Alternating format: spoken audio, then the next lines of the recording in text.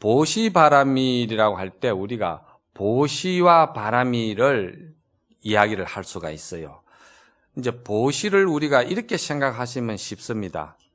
불쌍한 사람이 내 눈에 보여가지고 불쌍한 생각이 들어서 도와줘야 되겠다 하고서는 착한 마음으로 보시를 줬다 이 말이에요. 줬을 때 그는 불쌍한 사람이 내 가슴에 남아가 있고 또 내가 준 물건도 무엇을 도와줬다는 것도 남아져 있고 그리고 내가 그 사람을 도왔다는 생각도 남아 있습니다. 이거를 우리가 이제 보시라고 그럽니다. 이거는 이제 조금 더 교학적으로 이야기하면 유의법에서 행하는 보시다 이렇게 이야기하죠. 왜? 나눔이라는 입장에는 같은데 이제 내 마음에 분명히 불쌍한 사람도 남아가 있고 물건도 준 나도 이렇게 남아가 있는 거예요. 그래서 이거는 남아있다는 말은 무슨 말인가 하면은 건강경에서는 이거를 상이라고 그런 거예요. 그렇죠? 상이 남아가 있다 이 말입니다. 그런데 이제 바라밀이라고 할 때 바라밀은 뭐냐 하면은 눈앞에 불쌍한 사람이 띄어서 주는 것이 아니고 눈앞에 불쌍한 사람이 없는데 내가 주는 거예요. 이해하기가 좀 어렵죠. 그런데 이제 쉽게 말해서 눈앞에 불쌍한 사람이 없다는 것은 내 마음에 불쌍한 사람이다, 가련한 사람이다 이런 분별심 자체가 내 마음에 남아있지를 않다는 것이죠. 주도 그것이 내 기억에 없다는 거예요.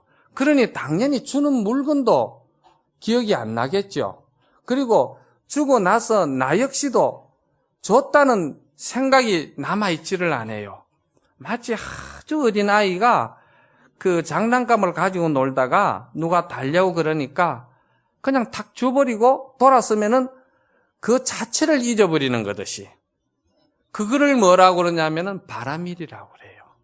그래서 바라밀을 이제 제가 항상 새가 허공에 날아가듯이 흔적이 없다 그러잖아요.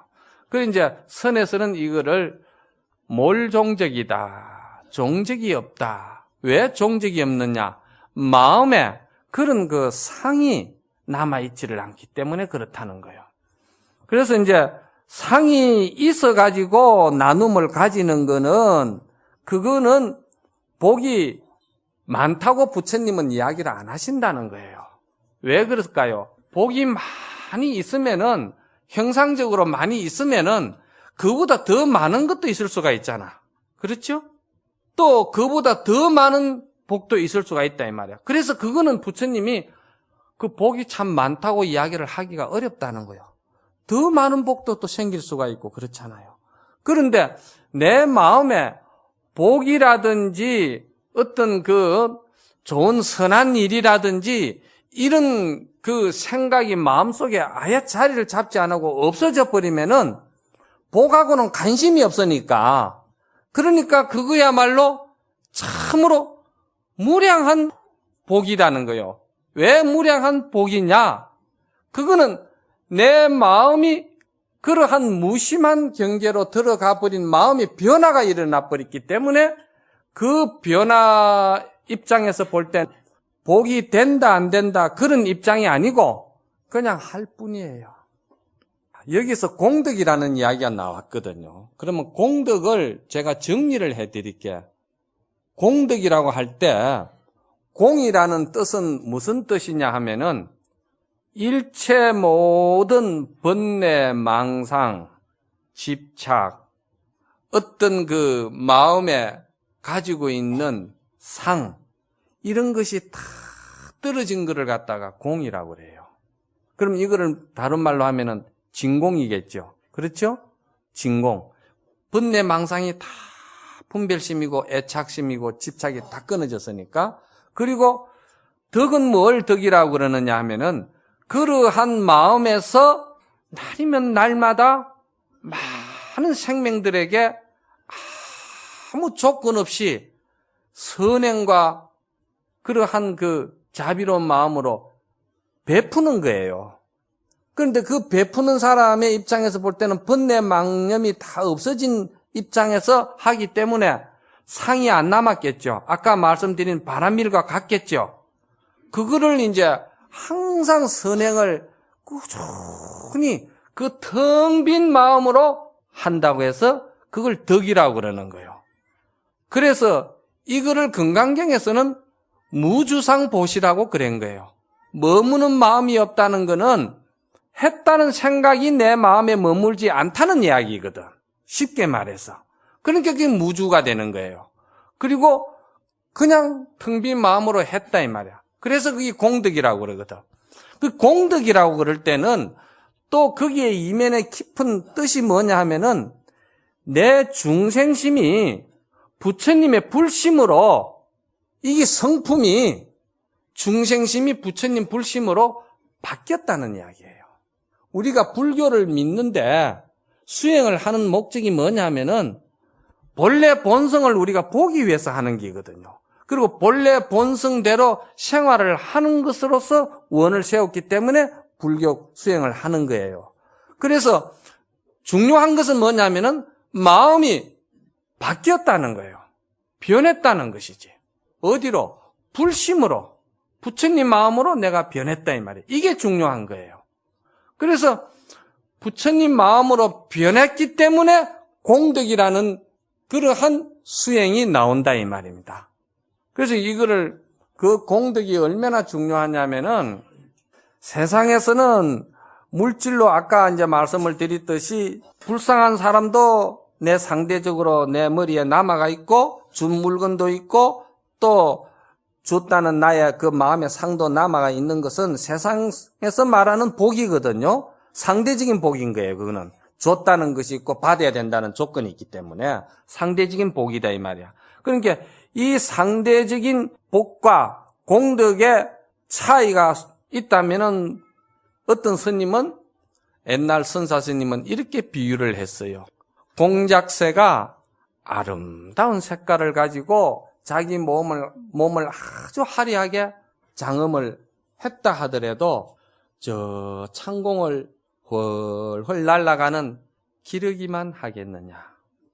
무슨 말씀인가? 이미지가 떠오릅니까? 공작새가 그렇게 자기 몸을 아주 아름다운 색깔로 장엄을 한 것은 마치 새 속에서 금으로 가지고 집을 짓고 금을 가지고 옷을 둘렀다 하더라도 다 포기하고 조건 없이 일체 생명에게 보살행을 하고자 한 출가성만 하겠느냐. 이렇게도 이제 이야기를 하는 거예요. 그 공덕이라는 것이 이거는 마음의 변화를 말하는 거예요. 그런데 우리가 그러면 이런 말씀을 들으면은 세상에 사는 복도 이게 만만찮은 복인데 스님이 아직 세상 복을 잘 모르는구나. 그렇지요. 세상에서 그 대단한 복이라는 것도 대단한 거죠. 그 만만찮지요. 그런데 그럼 불교에서는 그런 복을 마다했느냐?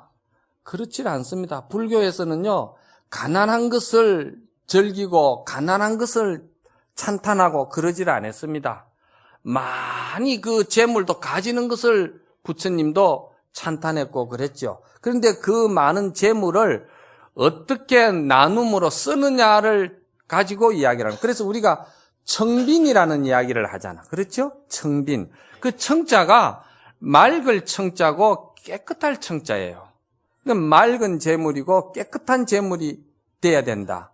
맑고 깨끗한 재물이 되려면은 그 이제 빈이라는 글자가 보면은 나눌 분자 밑에 재물 패자입니다. 자기가 가지고 있는 것을 조건 없이 많이 나누어 준다는 거죠. 금강경의 입장에서 보면은 무주상 보시죠. 또 여기서 보면은 공덕의 입장에서 나눔을 말하는 것이죠. 그렇게 이제 재물을 많이 이렇게 더불어서 함께 공존하고 공생하고 상생할 수 있게끔 그 인연법에 맞춰서 다 이렇게 나누어 주는 것을 갖다가 불교에서는 그거를 보시바라밀이라고 그러는 거예요. 그리고 그거를 갖다가 깨끗한 나눔이다 이래가지고 청빈이다 이렇게 이야기하는 거예요. 그런데 재물을 많이 가져도 내가 남을 줘도 주는 조건 위에서 주게 되고 또 줬다는 상이 있게 되고 이렇게 그 받은 사람도 부담스럽고 준 나도 그 사람에 대해서 우월감을 가지게 돼 있고, 이러는 것을 갖다가 이제 청빈이라 안 하고 청복이라고 안 하고 그거를 이제 불가에서는 탁복이다. 좀 탁하다. 이렇게 이야기하는 거예요.